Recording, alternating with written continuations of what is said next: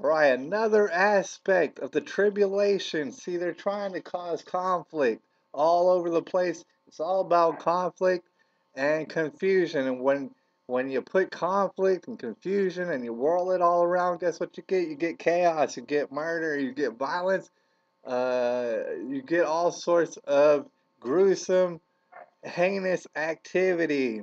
And that's what's about to go now. A good way to start this up is a race war. We're living in 2015. Like Prince said, we should have been past this decades ago. All right? This is retarded. Nobody who is not retarded wants to get into a race war for no reason. But guess what? It's being instigated. It's being instigated, and they're not going to let it. As much as the big majority of people would rather not have anything to do with a race war, guess what's going to happen?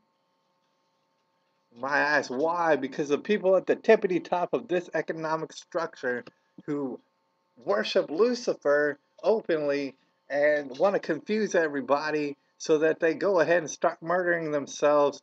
That way they can divide and conquer. They're going ahead and they're going to start a race war. And they're going to use weird random incidences and publicize the shit out of them in order to get stuff passed that makes no sense at all. Now, what I'm going to refer to now is that one massacre that happened in Charleston, right by that Dylan Storm roof. All right, this boy stormed in, as you already know, to the Emmanuel African Methodist Episcopal Church a little while back, like last month, and he shot up a whole bunch of people, killed 9 people. They were all black people. All right, so automatically, it's a white on black hate crime, and I'm not going to debate that. Of course, it's a hate crime and stuff. It's crazy. It didn't make no sense. But here's how it's ending up. Is because this dude waved around a flag. Well, now we got to ban that flag because he waved it around. This guy is so important that anything that he ever waved around, now that's hateful. And it's got to be banned. Let's never mind the fact that I seen this fool in bullshit muscle shirts that had Gold's Gym on it. Is Gold's Gym hateful now? I mean, are they a part of this race war too? I don't understand. All right, and so what happened eventually is in South Carolina, they went ahead and they took down a Confederate flag that was waving over the state building um, for about 54 years. They took it down. People are still trying to grasp the gravity of this. This is a very big move into the race war. The reason why I say this is because it's being taught to you now, and it's been taught to you for decades now, that the Confederate flag is a symbol of racism. Why? Because the Civil War had nothing to do with anything except for slavery and the hatred, the extreme hatred for black people in the South. Now, this altogether is a complete dastardly lie. And I was taught this in this kind of stuff in public school. Sure, I was. I didn't believe one bit of it. It's a dastardly lie. The Civil War itself, and children aren't going to understand this because they're being spoon fed this kind of misinformation all the time. The Civil War had hardly anything to do with slavery to begin with. If you simply research the Civil War, you're going to understand that there was black people fighting for the Confederacy too. I mean, you look into the dang Civil War, you're going to understand that all the people and the troops in the Union weren't exactly loving black people. All right, so they've been fed this misinformation to think that the flag, that flag has something to do with racism, has nothing to do with racism, but it doesn't matter because the television told you it had everything to do with it. And the flag itself, the flag is actually what assisted Dylan Roof and the murders. Somehow this inanimate object convinced Dylan Roof that he should go murder stuff. Now, it wasn't the psychotropic drugs that he was popping and the horrible childhood that he had. No, that had nothing to do with it. It was a piece of fabric. symbol that made him do it. It was not the pills he was popping.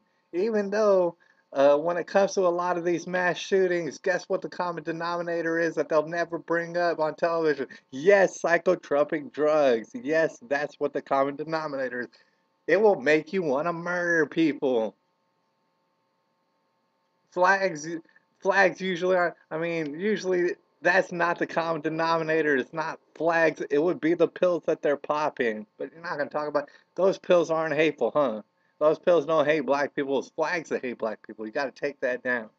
See, the reason that is so such a big part of the upcoming race war is the fact that it makes no sense. In fact, if that flag were to stand for anything, and it stands for lots of things, I'm sure. I've never flown that flag. I've always known that flag.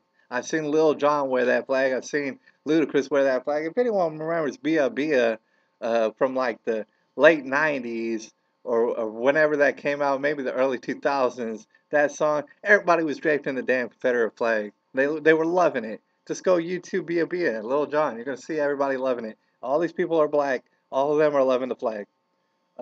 So they okay now they're inverting reality. Why? Because they want black people and white people to start hating each other.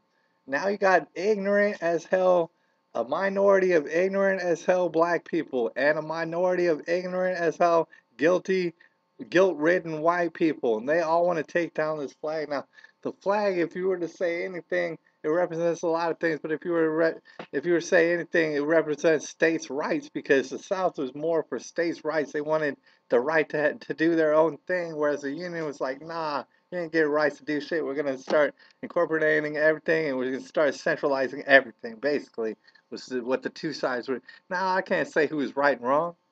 But here's the thing, this is what the flag was representing. The idea that states were they probably were the one, they needed to have rights. That's what they wanted. That's pretty much what the flag was coming to represent. And a lot of people's eyes would represent Southern pride and the idea of states' rights. Anyways, now you're going to take that down because somehow the flag symbolizes racial hatred, which it does not. What it's really doing is taking away the First Amendment of everybody in South Carolina. And inevitably, what that's going to do is it's going to have a lot of people angry. Now, these people aren't going to get violent. I'm pretty sure of it. But the thing is, it's going to create hostility. If you create enough hostility over time, you're going to create violence. And then you can perpetrate that violence on television however which way you want and make it seem like black people are being murdered by white people and back and forth. Now, this is happening, but not on the scale that the television is going to make you think it's happening. So they took down this flag. All right, you might say, well, people had to get over it or whatnot, but the thing is, it's a direct attack on anybody who likes the First Amendment or anybody who likes states' rights. Basically telling them you have rights to nothing. We're going to take down your flag because of what one person did who is crazy, gone on psychotropic drugs, and everybody knows it. Meanwhile, and you almost don't want to even blame the church for this, but you had to lay blame on the church for this. I mean, let's just remind you, Emmanuel African Methodist Episcopal Church. This church has nothing to do with Africa. Like the founders of this place weren't born in Africa. The people who were killed up in the church, as far as I know, have nothing to do with Africa. They're American. And people already understand this, and I just had to hammer it home before this race war starts. Anybody who calls you African American, if you happen to be black, or whatever you want to call yourself, if you want to call yourself anything, if you want to call yourself Purple Penguin, I really don't care. All right, but anybody who's calling you an African American, and usually it's other black people, they are being racist against you. They are saying something derogatory against you because chances are you've never even been to Africa. Calling you African American is like saying you're half an American. You're not exactly an American citizen. You're just like a guest here. Meanwhile, you were born in America, so actually, in actuality, you are a full, completely authorized American. You should be referred to as American, And if you want to bring color into this for God knows what reason, you'd be called a black American. You would not be called an African American. Every time you hear the word African American, that's an attack against you. That's being racist towards you. That's saying like you're less of a citizen.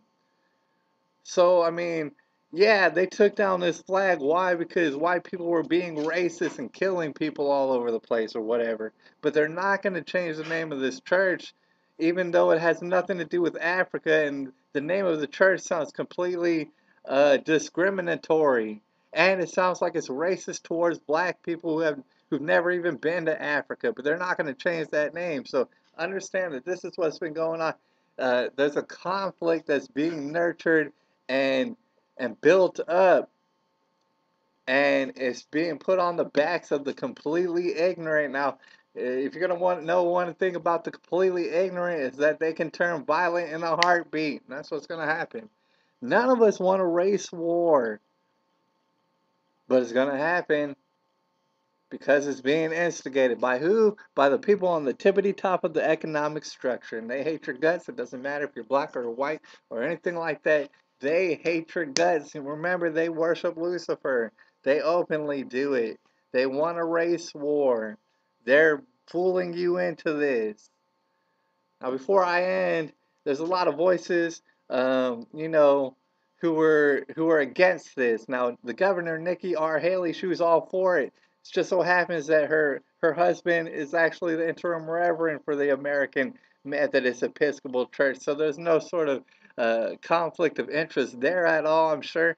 Um, but like there was a lot of voices against it, which obviously they're gonna be. Alexander Stevens, he said something like this. He said, "If you ever give the people of South Carolina a referendum, guess what? The flag will go up." I'm sure Alexander Stevens is exactly correct. But here's the thing: no, you're not gonna get a vote for a referendum.